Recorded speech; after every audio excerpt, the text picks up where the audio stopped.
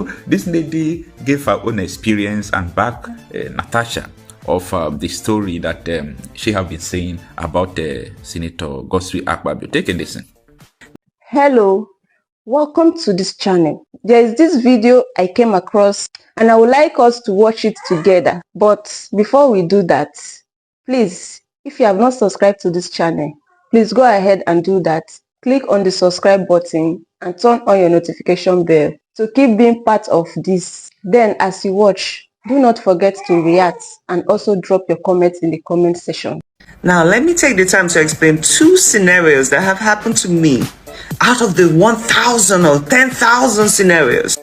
Number one, we all know that in Nigeria, to get government appointed jobs, contracts, you need to know people. I don't care what qualifications you have. I don't care how good you are at your job. You need to know the right kind of people. Good afternoon, everyone. Thanks for joining me in this video. Today is Tuesday, 8th day of April 2025. I am Okocha Happy Marcel. I don't know why so many Nigerian men, especially the men who are worthy and found themselves in a position to help others or to give others contract.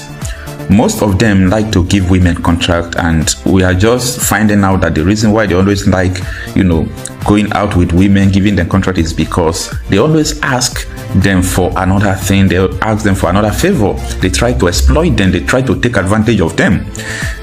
Someone sent me this video yesterday. It was a shocking new twist. A French Nigerian lady, she came forward with her own experience of harassment, boldly backing Senator Natasha explosive allegation against Senate President Akpabio.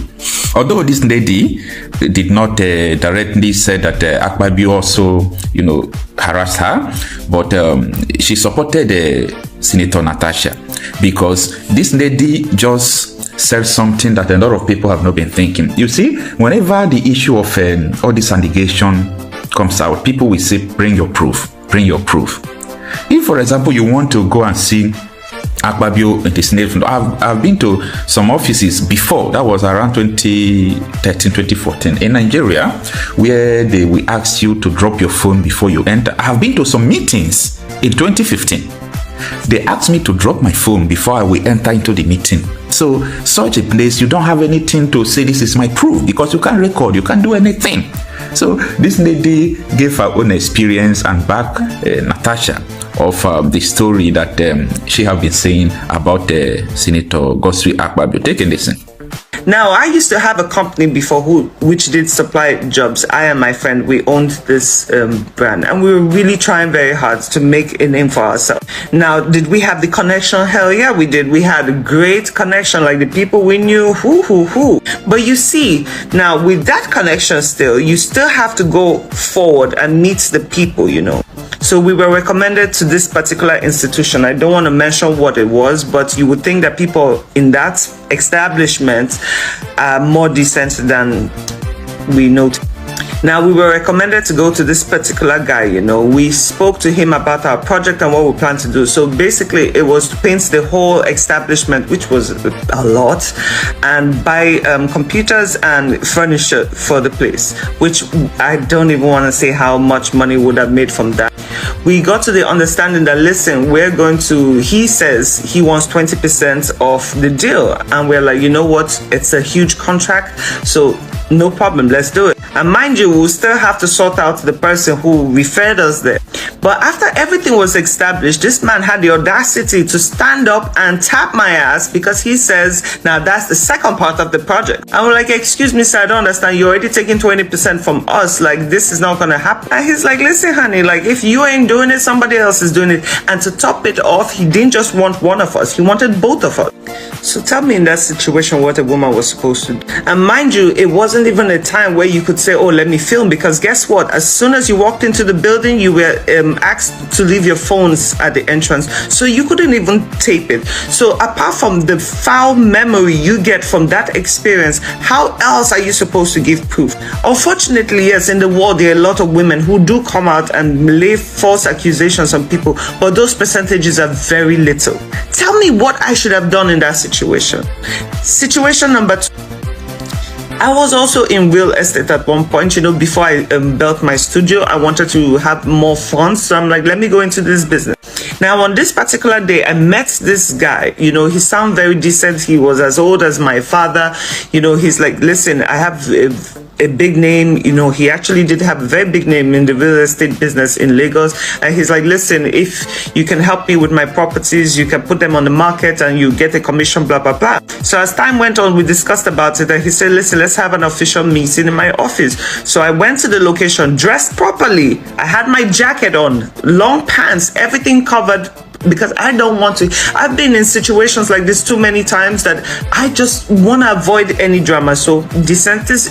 Now on getting there, within the first 5 minutes of the conversation, this guy already strayed away from business. You know, he started asking me a lot of personal questions. You know, are you in a relationship? And in my head, I'm like, why are we talking about me being in a relationship? You know, he goes ahead asking a lot of very deep personal questions. And I already knew from that moment, listen, first of all, I won't, even if I get the job from you right now, I won't be able to work with you because your mind is already far gone. And what makes me even more angry is like, men in Nigeria forget about how much money they can profit off your back and focus on something so unimportant that it really baffles me.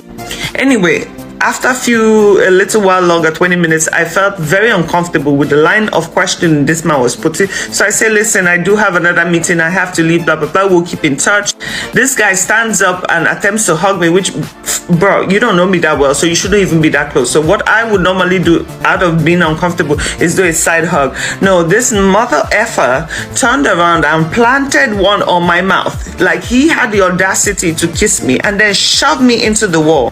Now, I'm not going to lie, in that instant, I had so much fear in my heart because, first of all, his office was in the back. There was only a secretary way in front. Even if I screamed, nobody would have heard me. And just oh my God. See, I tried to push this man off. I tried very, very hard. Finally, eventually, I did get him off me, and he just kept talking about how beautiful I was and how he just needed to have some. See, I got myself out of there. The first thing I did was block that man's number. That was a dead deal. And I'm not gonna lie, I got home and I cried because I'm like, how much does somebody have to go through to deal just to provide for your family?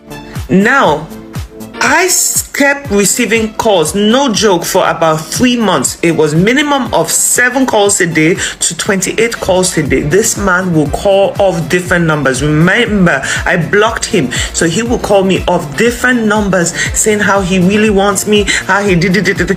Forget all the real estate. There was nothing about work. I threatened this man. I screamed at him. I blocked more numbers. More numbers kept calling me. The only time this guy backed off was when I threatened, because I started taping the conversations. I'm like, listen, I need to have proof, because if I ever have to report this guy, I need to have something. The only time this man backed off was when I threatened to expose him on social media, because he had the family, he had children, he had everything.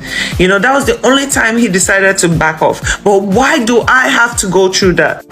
Senator Natasha is a very beautiful woman. I mean, the more I listen to her, how like she's gorgeous. I understand why some men will have the audacity to even approach her in such a manner.